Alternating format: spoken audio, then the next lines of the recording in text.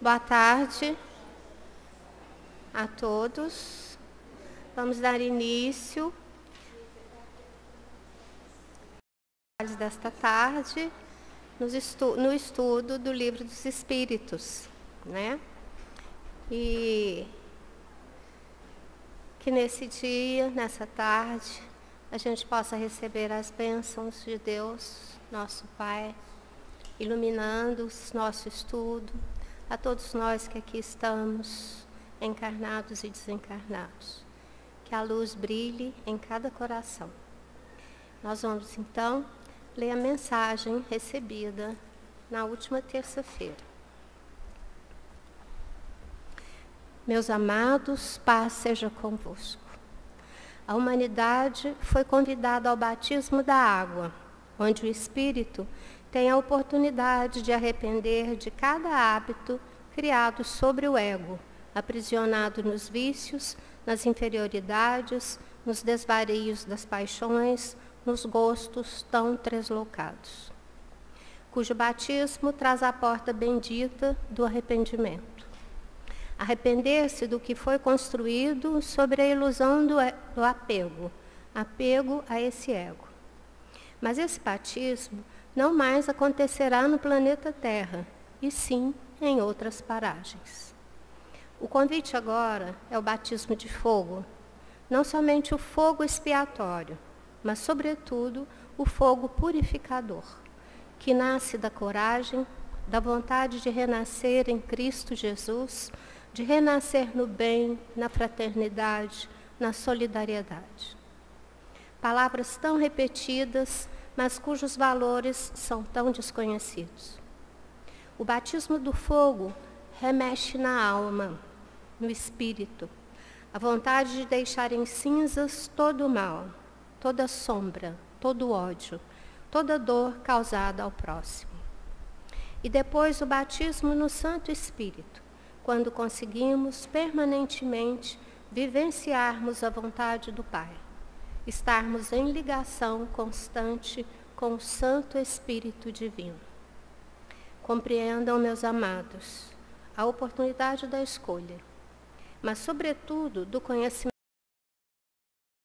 que leva a esse reencontro com Jesus, a nos batizarmos não exteriormente, não em rituais, mas o batismo íntimo de renascermos em Cristo Jesus. Belíssima mensagem, né? Além de bela, ela nos faz repensar, né? Nas nossas ações.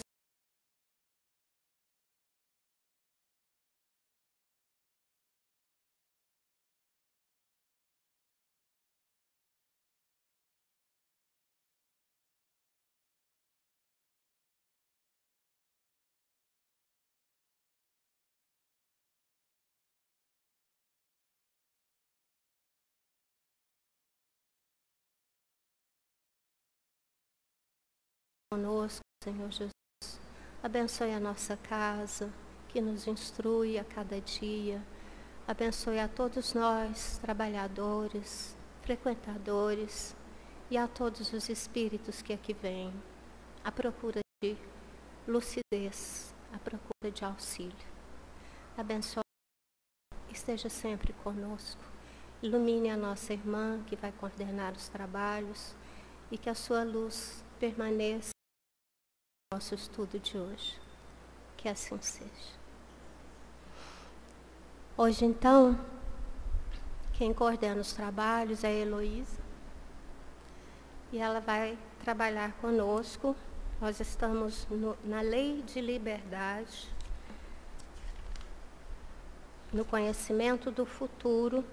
O Fred, na semana passada, trabalhou conosco a 872, nos dois parágrafos, e a Heloísa, então, recomeça a 872, lá no terceiro parágrafo, a fatalidade como vulgarmente é entendida, certo?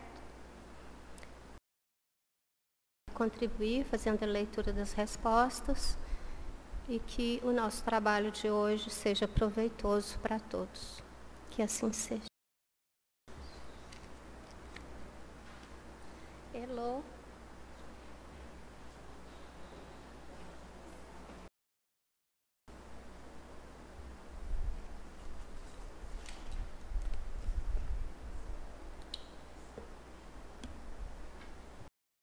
Boa tarde a todos. Esse em nossos corações. Boa tarde aos nossos amigos. Sejam muito bem-vindos a mais um estudo do Livro dos Espíritos. E hoje nós vamos dar continuidade lá no terceiro parágrafo, falar um pouquinho sobre o resumo teórico das humanas. E o que é essa questão 872? Kardec ele vem fazer uma nota as ações humanas. Então ele vai falar sobre o livre-arbítrio, sobre a fatalidade, um pouco sobre a lei de causa e efeito, sobre as dificuldades que nós vamos encontrar na matéria em relação ao exercício desse livre-arbítrio. E aí a nossa irmã Solange vai nos auxiliar. Nós estamos no terceiro parágrafo e começa a fatalidade como vulgarmente é entendida. A fatalidade como vulgarmente é entendida, supõe a decisão prévia e irrevogável de todos os acontecimentos da vida, qualquer que seja a sua importância. Se assim fosse, o homem seria uma máquina que lhe serviria a inteligência se ele fosse invariavelmente dominado em todos os seus atos pelo poder do destino? Então, o que Kardec vem nos dizer aqui? Que a fatalidade, como a gente entende, no sentido de uma predestinação de acontecimentos na nossa vida, ela não é dessa forma entendida pela doutrina espírita, certo? O que a crença popular acredita quando a gente fala em predestinação, em destino, em histórias traçadas? Que a pessoa ela tem um plano reencarnatório, que ela vai nascer e que todos os acontecimentos da vida dela foram predestinados no plano espiritual. E isso não é condizente com a doutrina espírita. O que a doutrina espírita vem nos dizer? Que nós temos a liberdade, quando estamos lá no plano espiritual, com a nossa consciência e a nossa percepção sobre as nossas existências anteriores, nós temos a oportunidade de escolher sobre o gênero das nossas provas. Isso não significa que nós vamos determinar a forma com que nós iremos passar por essas provas. Então, escolher o gênero das provas e das expiações é entender em qual ponto eu preciso melhorar e entender que ao encarnar, aquela situação vai chegar para mim em um determinado momento da minha vida para que eu saiba passar por ela com sabedoria. E é por isso que nós temos o véu do esquecimento, porque vocês já pensaram, se nós fôssemos passar por uma prova sabendo que é uma prova, muito provavelmente a gente iria agir ali, mas pensado com uma intenção voltada em conseguir ter êxito naquilo. Quando a gente tem o véu do esquecimento, o que acontece? Muitas vezes, quando a adversidade nos chega, a situação nos chega, nós nem sabemos que estamos passando por uma prova. E a maneira como nós vamos lidar com aquela situação é que vai ser o diferencial. Nós temos a opção de sim passarmos por aquela situação com êxito, de passarmos pela expiação com êxito, pela provação, pela missão, mas nosso livre-arbítrio também nos permite recuar. Então, se no momento da prova, se no momento da expiação, nós não quisermos agir de acordo com as leis de Deus, nós temos essa liberdade? Sim, Deus é tão soberanamente justo e bom que Ele nos dá a liberdade de falar, não vou passar por essa prova agora. Claro que nós assumiremos as consequências dos nossos atos, mas não existe um destino pré-determinado. Então, quando a prova chegar para nós nos excusarmos de passar por ela, nossa vida vai tomar outro rumo, mas nós seremos responsáveis por cada ato que a gente fizer, por cada coisa, tanto pelas coisas boas como pelas coisas negativas. Semelhante doutrina, se verdadeira, representaria a destruição de toda liberdade para o homem, nem mal, nem crime, nem virtude. Se isso fosse realmente aplicável, que nós seríamos? Até como ele fala aqui no item anterior, nós seríamos robôs programados a fazer determinadas atitudes. Se o homem ele não tivesse a liberdade de agir, como que ficaria o senso de justiça? Teria como Deus, de certa forma, avaliar as nossas ações? Não, porque nós não estaríamos escolhendo sobre elas. Então, essa predestinação dos acontecimentos, de uma certa forma, ela faria o quê com a lei de justiça? Ela anularia a lei de justiça.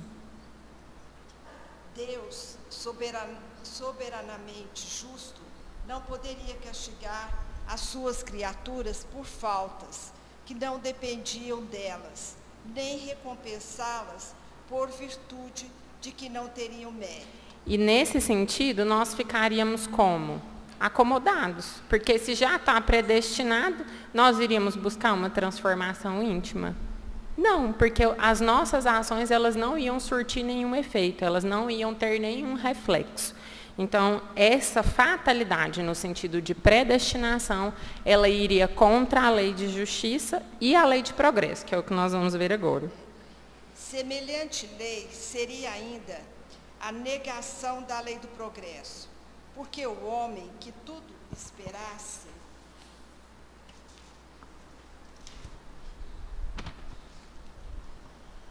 da sorte, nada tentaria fazer para melhorar a sua posição, desde que não poderia torná-la melhor nem pior. E aí o que acontece? Quando a gente vê uma sociedade que ainda tem tantos crimes, que ainda acontece tantas atrocidades, se essa fatalidade fosse aplicada, essas pessoas iriam querer se melhorar? Nós vamos fazer uma autoanálise de nós mesmos. Se a gente parar para seguir o que Santo Agostinho fala lá na questão 919, a linha A, que ele fala o seguinte, que para nós nos transformarmos, o que nós devemos fazer? Nos conhecer. Quando a gente começa a estudar a doutrina espírita, que nós vamos aprofundando mais em relação aos preceitos, o que nós vamos compreender? O que nós somos? Espíritos imortais, criados simples e ignorantes, destinados a uma perfeição. Então, o que nós estamos fazendo aqui na Terra é muito claro quando nós vamos começar a compreender a doutrina espírita. Nós estamos aqui para progredir. É uma passagem transitória, é uma passagem em um mundo material que nós vamos buscar burilar o nosso espírito, espiar as nossas faltas e sermos provados para dar continuidade ao nosso processo evolutivo. E como que a gente faz isso? Porque nós não estamos aqui em estado contemplativo. Aí nós vamos lembrar desse conhece-te a ti mesmo. Nessa questão 919, a linha A, Kardec pergunta aos espíritos superiores como que a gente se transforma. Tá, eu já entendi que eu estou aqui para me melhorar, mas como que eu vou fazer isso? Qual que vai ser o passo que eu vou dar para eu poder me transformar? E aí, Santo Agostinho vem e nos responde essa pergunta com todo o amor do mundo, dizendo: fazei o que eu fiz quando estava entre vós. E o que ele fazia? Ele conta que ele, todos os dias ele passava, né, em revista, quando ele ia dormir, o que ele tinha feito naquele dia, como tinha sido o seu comportamento. Se ele tinha sido bondoso, generoso, ou se ele tinha sido rude com alguém. Então ele se questionava, será que alguém teria alguma coisa para se queixar de mim com as minhas condutas durante o meu dia de hoje? Se Deus me tirasse da existência nesse momento, será que eu ia temer algo lá no plano espiritual, sabendo que quando eu chego lá, todo esse véu que a matéria impõe estaria destruído? Será que eu iria ficar constrangido na presença de alguém? Então, todos esses questionamentos que ele fazia, ele falava que sempre pedia o auxílio dos espíritos superiores. Porque quando nós olhamos para dentro do nosso ser íntimo, com amorosidade e com o auxílio da espiritualidade benfeitora, nós vamos enxergar, sim, os pontos que nós precisamos melhorar. Ninguém melhor do que nós sabe aonde o nosso calo aperta. Sabe aonde a gente precisa trabalhar um pouco mais a reforma íntima, a transformação, o controle dos impulsos, muitas vezes o controle da boca, quando a gente vai falar alguma coisa, a forma com que a gente vai responder a alguém que não nos respondeu de uma maneira que nós esperássemos que fosse respondido. Então, se a gente olhar bem profundamente para dentro do nosso coração, nós sabemos os pontos que nós precisamos melhorar. E da mesma forma, nós sabemos quais são as virtudes que nós já adquirimos. E quando a gente reconhece as virtudes que nós já adquirimos, o que nós vamos fazer? Trabalhar cada vez mais em cima delas. Se eu sou uma pessoa paciente, eu vou trabalhar para ser cada vez mais paciente. Se eu sou uma pessoa bondosa, eu vou trabalhar para ser uma pessoa cada vez mais bondosa, mais caridosa, que escuta mais o outro. Então, o conhece-te a ti mesmo é voltar o olhar para nós. É fácil? Não é. Porque muitas vezes, o que a gente faz? Quer tentar esconder de nós mesmos os pontos que nós precisamos melhorar. Muitas vezes por vergonha, muitas vezes por questões emocionais que estão relacionadas a traumas, mas nós precisamos fazer esse exercício, nós e Deus, nós e os nossos espíritos protetores, nós e a espiritualidade que está sempre nos auxiliando. E Santo Agostinho ainda vai mais profundo. Ele fala para nós buscarmos a saber dos nossos inimigos o que eles pensam sobre nós. Porque os nossos inimigos, eles não vão ter filtros como um amigo. Às vezes o amigo não vai ter coragem de falar, não, em determinado momento você agiu de forma rude, ou não, nesse aspecto você precisa melhorar. O nosso inimigo, ele não precisa de filtro. Ele vai ser muito transparente em apontar os nossos defeitos. E quando a gente conhece esses pontos, nós vamos buscar trabalhar ele dentro de nós. E com isso, nós vamos evoluir, nos transformar e aplicar o livre-arbítrio cada vez mais próximo às leis de Deus. Claro que na atual condição evolutiva que nós estamos ainda, vamos dar algumas esbarradas, alguns equívocos. Sim, perfeitamente normal, somos imperfeitos, em processo de evolução. Mas nós devemos buscar sempre progredir. A fatalidade não é, entretanto, uma palavra vã. Ela existe no tocante à posição do homem na Terra e às funções que nela desempenha, como consequência do gênero de existência que seu espírito escolheu, como prova, expiação ou missão. Ou seja, nós, ao estarmos lá no plano espiritual e escolhermos o gênero das nossas provas, sabemos que existe um planejamento reencarnatório para nós. Então, as pessoas das quais nós iremos partilhar a nossa família, vai entrar nessa questão da fatalidade. Elas fatalmente vão estar ligadas a nós. Por quê? Porque elas são imprescindíveis para a nossa transformação e para a nossa melhora. Então, o gênero das nossas provas que nós iremos passar é algo que já é determinado nesse plano reencarnatório, as pessoas com quem nós vamos conviver, muitas vezes o país em qual nós vamos nascer, mas isso significa que nós vamos estar atrelados a eles até o nosso desencarne? Não, porque nós podemos, por exemplo, escolher mudar de país. Vou mudar de país, vou conviver com outras pessoas, vou fazer outras coisas. Então, isso é algo que está no nosso planejamento reencarnatório, mas que não é rígido, imposto de uma forma que não pode ser mudado. Sofre ele de maneira fatal todas as vicissitudes dessa existência e todas as tendências boas ou más que lhe são inerentes. Ou seja, quando nós escolhemos o gênero das nossas provas, nós vamos diretamente na fraqueza que nós precisamos melhorar, senão não seria prova, né, gente? Senão ia ser muito fácil. E aí, quando a gente vai passar por elas, o nosso livre-arbítrio e as nossas escolhas vão estar diretamente atreladas com o progresso que nós já desenvolvemos. Um exemplo que eu queria trazer aqui para a gente poder falar sobre essa questão é de Kardec. Vamos pensar em Kardec, codificador da doutrina. Um espírito que já era superior, um espírito elevado, que encarna na Terra para desenvolver uma missão grandiosa, que é trazer o Consolador prometido a nós. A missão de Kardec, ela era muito grande, mas ele também era um espírito que já tinha, sim, uma moralidade condizente para poder fazer o desenvolvimento dessa missão. E Kardec, com toda a humildade, questiona o espírito da verdade, se o que ele vinha desenvolver era uma missão.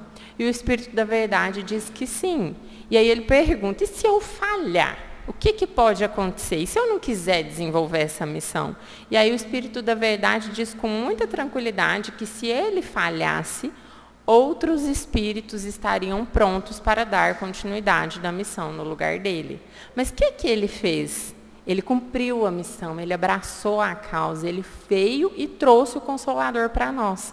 Ele codifica a doutrina, mesmo sabendo de todos os empecilhos que ele ia encontrar, porque não foi uma missão simples de ser desenvolvida. Ele foi perseguido, ele sofreu traições, ele foi caluniado, mas ele se manteve firme nesse propósito. Então, quando a gente entende que essa fatalidade ela está atrelada a essas condições, quando nós superamos as dificuldades que a matéria nos impõe, aí está o mérito.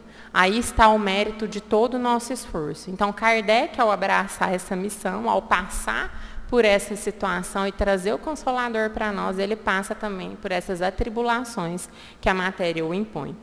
E outra questão muito interessante que a gente gostaria de trazer é sobre encarnar em meios que algo vai nos trazer um desafio a ser superado.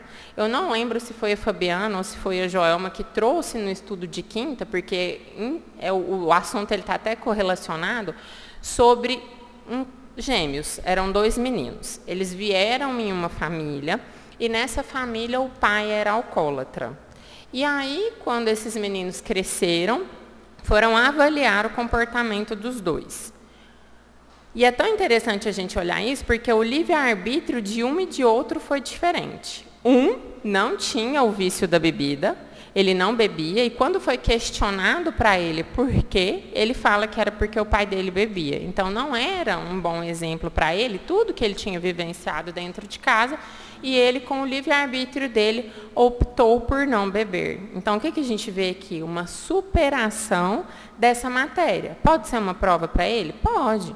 E isso não cabe a nós ter a leviandade de falar que é uma prova, mas é a situação da forma com que ele aplicou o livre-arbítrio dele naquele momento. O outro gêmeo, que foi criado da mesma forma, na mesma casa, no mesmo ambiente, bebia. E aí, quando foi questionado a ele, ele falou que bebia porque ele via o pai bebendo. Então, para ele, aquele era um comportamento que seria adequado pelo exemplo do pai. Na mesma casa, impostos na mesma situação, usaram o livre-arbítrio de maneira diferente.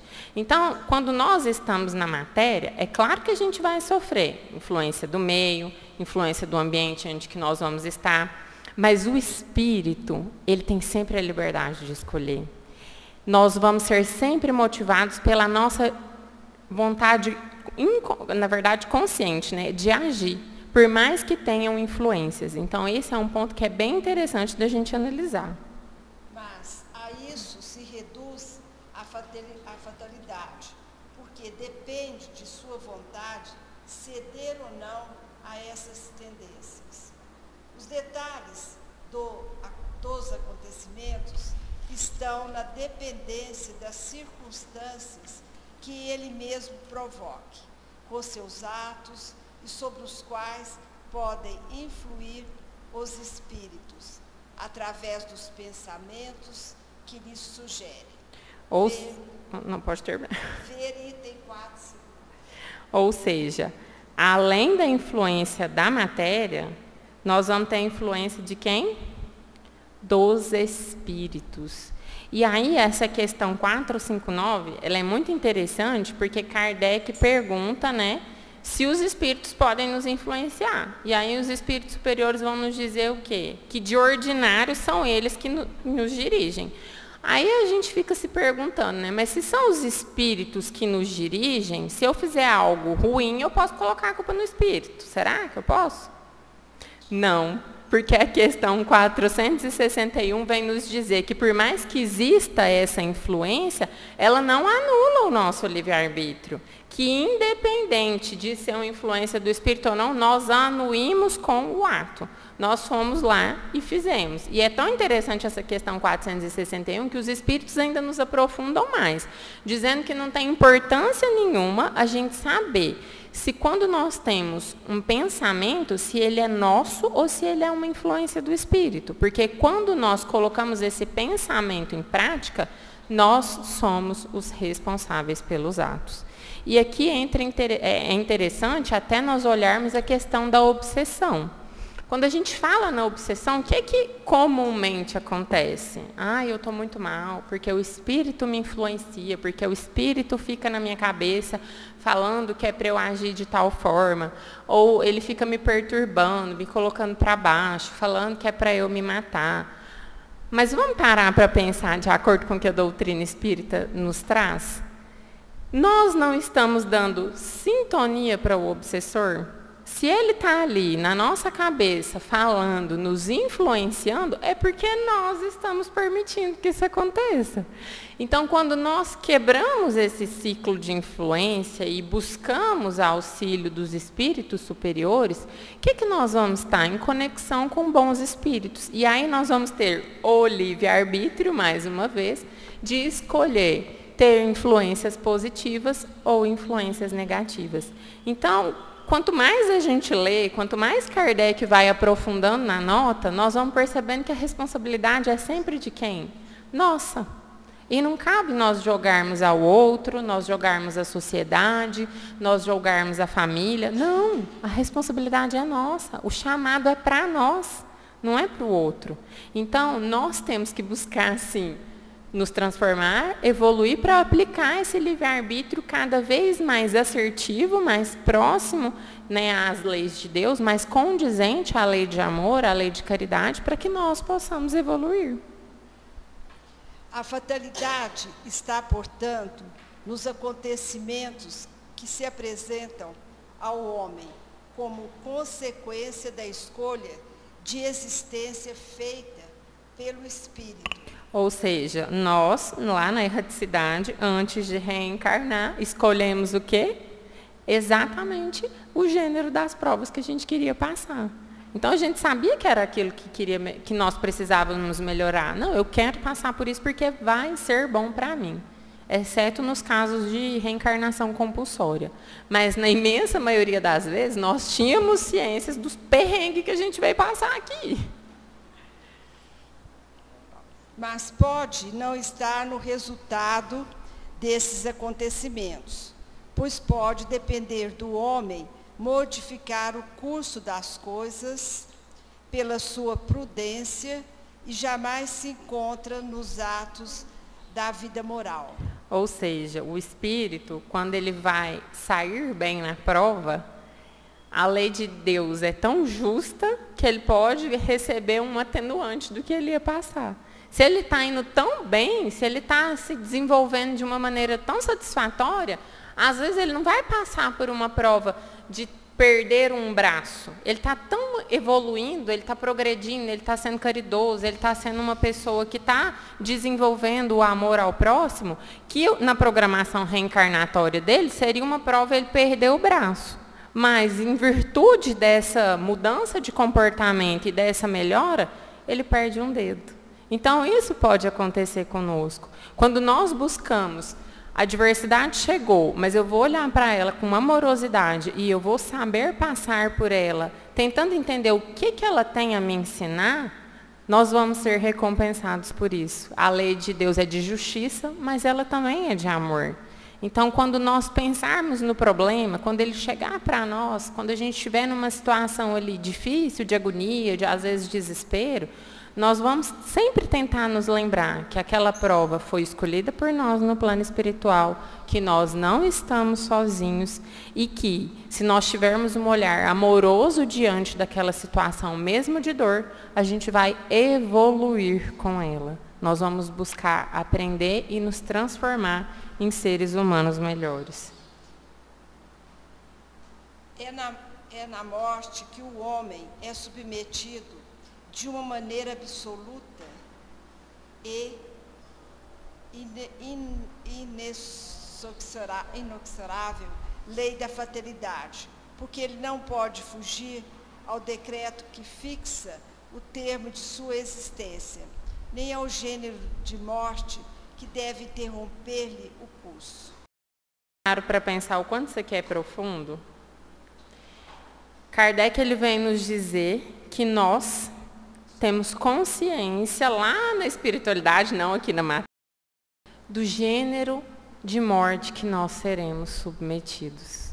Ou seja, faz parte do nosso processo reencarnatório, da nossa programação, retornarmos ao mundo espiritual. Então, a morte ela é uma fatalidade que vai atingir a todos. Ninguém vai ficar aqui na Terra eternamente. Todo mundo que reencarnou, uma hora volta para o plano espiritual. E nós escolhemos esse gênero, nós sabemos o gênero. Mas existem situações em que pode acontecer de maneira diferente. Era até uma dúvida que eu tirei com o Fabiano um pouco antes do estudo. O que pode acontecer? Quando o espírito ele está transgredindo muito a lei de Deus, a gente sabe que o espírito ele não retrograda. Não tem como ele piorar a condição evolutiva dele. Mas se ele veio o plano reencarnatório, as provas, as expiações, e ele começa a desviar demais do caminho, o que a espiritualidade pode fazer? O que Deus pode fazer? Retirar aquele irmão da existência para que ele não complique a sua situação. Então, ele é retirado, mas ele não retrograda. Ele é retirado, vamos dizer assim, de uma maneira antecipada. E o que é outro ponto que pode acontecer, mas que não é a regra, é a exceção. O espírito ele ainda precisa de um pouco mais de tempo na matéria. Então, é dado a ele ali um período, vamos dizer, a mais do que ele teria para que ele possa concluir as suas provas, as suas expiações e as suas missões individuais. Então, nada é extremamente rígido. É tudo muito personalizado para nós, para a nossa intenção, para a maneira com que nós estamos evoluindo. Então, isso é muito interessante.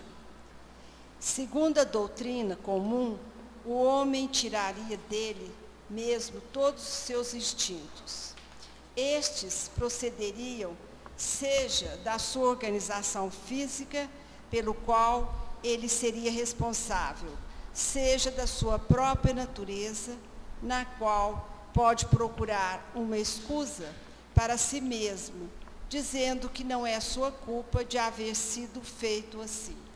Ou seja, o senso comum, ele pode muitas vezes dizer que determinada pessoa tem algumas atitudes por conta da sua disposição orgânica. Mas o que a doutrina espírita vem nos ensinar? Que não é assim. Quem que comanda o corpo? Quem comanda o corpo é o espírito. Se o espírito ele é imperfeito, é ele que vai dar os comandos para que aquele corpo haja. Se o espírito ele já está mais moralizado, ele também vai dar os comandos para que o corpo haja. Então, não tem como a gente colocar a culpa dos nossos atos em relação a questões materiais. Isso, infelizmente, não é possível, porque nós vamos ser sempre responsáveis por cada atitude nossa. E é interessante que lá na Revista Espírita, de 1863, tem uma passagem que chama O Poder da Vontade sobre as Paixões, que vai contar a história do Sr. A. O Sr. A era um rapaz que desde a infância tinha uma predisposição muito grande à cólera. Então ele ficava muito irritadiço, com muita facilidade ele saía de si, quebrava as coisas em casa. Então podia ser a menor das coisas que acontecesse, que contrariasse ele, ele tinha esse comportamento. E aí ele era atribuído esse comportamento a uma questão dele ser colérico, bilioso, sanguíneo, a uma disposição orgânica, como se o corpo dele fosse predisposto para que aquilo acontecesse. Ele chegou a um ponto de estar tão agressivo que em uma de determinadas situações ele ameaçou a mãe de morte. Ele falou, oh, você saia daqui, senão eu vou te matar. E quando aconteceu isso, eles foram então até uma casa espírita e ele foi iniciado na doutrina espírita. Eles já tinham tentado de tudo. Já tinham feito oração, já tinham levado em médico, já tinham feito tudo que eles tinham de recursos naquela época para poder tentar ajudar o senhor A, mas nada tinha surtido efeito. Quando ele começa a estudar a doutrina espírita, acende um alerta na consciência dele. O que era esse alerta? O despertar do senso moral dele. Ele começou a observar que o comportamento colérico dele não ia resolver a situação, não ia mudar o que estava deixando ele irritado. Muito pelo contrário, poderia colocar ele tão exposto em uma situação tão vulnerável que ele poderia cometer um crime, que ele poderia cometer atitudes das quais ele ia se arrepender profundamente. E aí, quando esse alerta é aceso, ele entende sobre a evolução dele como ser. Ele entende que o espírito dele comanda o corpo, e que quando aquela ira tomasse o corpo dele, que o sangue fervesse, e que desse a vontade dele destruir tudo materialmente, quem que deveria comandar? O espírito. Então, ali, ao fazer esse autoconhecimento, ele começou a se controlar. Ele mudou da água para o vinho. E ele foi muito feliz, porque era uma prova para ele. Aí ele entende que em encarnações, em existências anteriores, ele havia sido muito violento, havia sido muito agressivo. E nessa existência, ele estava em um corpo que, de certa forma, quando ele ficava nervoso, tudo levava ele a ter atitudes mais agressivas, mas ele conseguia controlar. Então, quando ele vence essa inferioridade, ele tem uma vitória muito grande, porque ele venceu a imposição da matéria, a disposição da matéria, e ele conseguiu vencer essa má tendência. Então, não cabe nós nos desculparmos por outras questões, por questões externas de um mau comportamento. Então, é sempre a responsabilidade voltada para nós. A doutrina espírita é evidentemente mais moral. Ela admite para o homem o livre-arbítrio em toda a sua plenitude. E ao lhe dizer que se pratica o mal, cede a uma sugestão má que lhe vem de fora. Deixa-lhe toda a responsabilidade, pois lhe reconhece o poder de resistir. Coisa evidentemente mais fácil do que se tivesse de lutar contra a sua própria natureza. Assim, segundo a doutrina espírita, não existe arrastamentos irresistíveis. Ou seja, não existe para nós nada que seja impossível. Não existe nada que vai impossibilitar o espírito de tomar uma boa resolução em uma situação de adversidade. Tem uma história que também é muito interessante, que eu gostaria de trazer hoje para nós, que é sobre uma mulher, uma mãe, ela está até no site Momento Espírita. Ela já tinha 2 crianças e ela encontrava-se grávida da terceira. Ela frequentava uma determinada casa espírita, mas ela recebeu o diagnóstico que o bebê dela tinha anencefalia. Diante daquele diagnóstico, o médico foi conversar com ela e falou: olha, você pode abortar. Essa criança, ela não vai ser uma criança viável, ela não vai viver por muito tempo. E se você não quiser passar por todo o desgaste da gestação, sabendo que muito provavelmente vai ser um natimorto ou que vai viver pouco tempo, você pode abortar. A lei te permite isso, a lei te ampara. Como ela era espírita, ela conversou com o marido não opinou, falou para ela tomar a melhor decisão para que ela resolvesse. Ela resolveu ouvir a voz da consciência. Então, por mais que o meio em que ela estava inserida, aquilo fosse uma conduta legal que ela pudesse fazer, o que falou mais alto nela? Falou mais alto a moralidade que ela já tinha adquirido e os ensinamentos que a doutrina permeou no coração dela. Então, ela decidiu por levar aquela gestação até o final. Ela leva a gestação, a criança nasce, fica poucos minutos de vida no colo dela, mas ela tem a oportunidade de pegar aquele bebê, de demonstrar todo o amor que ela sentiu por ele, não só durante a gestação, mas naqueles poucos momentos de vida que ele teve no colo dela. E quando ela percebe que ele desencarna, ela faz uma oração para que os benfeitores o recebam com todo o amor e com todo o carinho. O fato aconteceu, passou muitos anos.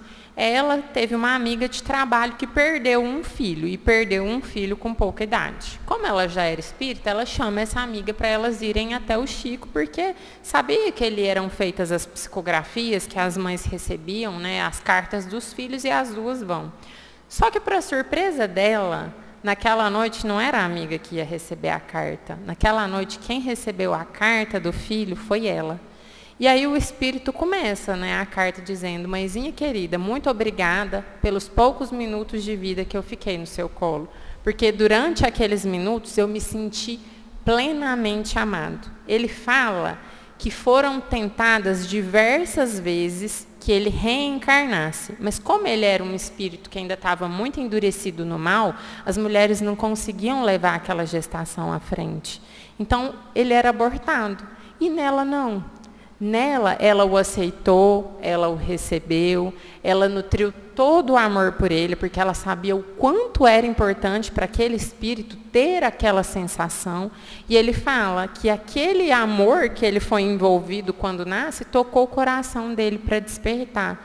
Fez com que ele enxergasse a existência de uma forma diferente. E ali ele retoma a evolução dele, ele retoma, né, o progresso dele individual como espírito, mas ela teve o livre-arbítrio dela, naquela situação em que havia uma pressão, de certa forma, social, dizendo, mas você pode abortar, para que você vai levar isso até o final? Você sabe que essa criança não vai viver? Não, ela optou por amar, ela buscou vivenciar o que Jesus nos ensina, fazer ao outro aquilo que nós gostaríamos que nos fosse feito. Então, ela usou do livre-arbítrio de uma maneira muito sábia, de uma maneira ali em que o progresso dela foi muito satisfatório e o desse espírito também. Então, ela, de fato, vivenciou a lei de amor. O homem pode sempre fechar os ouvidos à voz oculta que o solicita para o mal no seu foro íntimo. Como pode fechar a voz material de alguém que lhe fale? Ele pode, pela sua vontade, pedindo a Deus a força necessária e reclamando para esse fim a assistência de bons espíritos. É isso que Jesus ensina na sublime forma da oração dominical, quando nos manda dizer: não nos deixeis cair em tentação, mas livra-nos do mal. Ou seja, é fácil estarmos encarnados em um mundo de expiações e provas? Não. Nós vamos sofrer com a adversidade da matéria? Nós vamos sofrer com a influência da matéria? Sim. Vamos sofrer com a influência dos espíritos? Vamos também. Mas nada vai ser mais potente do que a nossa vontade de vencer. Nada vai nos segurar se nós quisermos de fato evoluir. E que nós possamos, então, retornar aos nossos lares na certeza de que nós nunca vamos estar sós. Que sempre que nós rogarmos pela espiritualidade benfeitora para que ela nos auxilie em toda e qualquer situação que nos chegar, nós estaremos desamparados. A conexão de Deus conosco, ela é contínua, sempre, mas nós também devemos estar conectados ao Pai. Nós devemos buscar nos ligar a Ele. E que nós possamos, então, refletir sobre nós, sobre as nossas condutas, fazer como Santo Agostinho nos diz, na questão 919, a linha A, conhecermos a nós mesmos, mais profundamente, verdadeiramente, para que nós possamos ser seres humanos melhores. Isso não significa que nós vamos dormir hoje do jeito que nós estamos e acordar amanhã pessoas puras, sem cometer nenhum tipo de falha. Não. Mas é entender que faz parte do processo, reconhecer os nossos erros e quando a situação bater na nossa porta de novo, que nós possamos fazer diferente. Que Deus nos abençoe.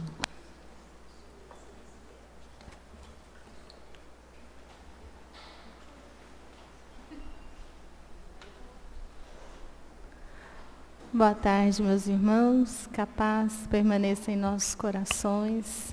Os passistas, se quiserem escutar o recado, porque na semana que vem nós não vamos ter o estudo de O Livro dos Espíritos. A gente vai ter o Festival de Sorvete, que é uma ação da Mocidade Espírita, que nos enche de alegria, porque o que a gente percebe é o movimento de jovens, às vezes diminuindo. E quando eles têm essa interação, essa responsabilidade, eles procuram também os outros trabalhos. Então, é um dia de muita festa para nós, né? Sempre é uma tarde de muita interação. Pode entrar. É só para saber que não tem. Então, vai começar às 2 horas, das 14 às 15h30.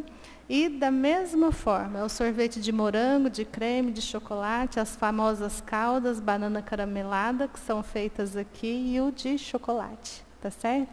Quem quiser pode comprar na porta, R$20, toma sorvete à vontade. Só não pode levar, porque tem gente que vem com pote, e aí R$20 se for levar, né, a gente não tem condições. Então pode tomar o quanto for aqui. Então vamos, nesse instante, com os nossos pensamentos elevados ao alto, agradecer os momentos de estudo, de iluminação interior, dessa busca por nós mesmos, no sentido da nossa transformação moral. Amado Mestre Jesus, que nesse instante, todos nós que aqui estamos, os nossos irmãos que estão em seus lares, que possamos receber essas vibrações de amor e orarmos juntos por toda a humanidade terrestre, por todo esse período que ainda vivenciamos tanta violência, tantas guerras. Que o teu amor, Senhor, o teu evangelho, os teus ensinamentos possam tocar profundamente as criaturas. E por isso oramos por todos nós, rogando também a magnetização das águas. Pai nosso, que estais no céu, santificado seja o vosso nome. Venha a nós o vosso reino. Seja feita a vossa vontade, assim na terra como no céu. O pão nosso de cada dia, dai-nos hoje. Perdoai as nossas dívidas, assim como perdoamos aos nossos devedores. E não nos deixeis cair em tentação, mas livra-nos de todo mal. Vamos em paz, que o Pai nos abençoe, que o Senhor nos acompanhe e que tenhamos uma semana de muitas realizações e vitórias. Assim seja.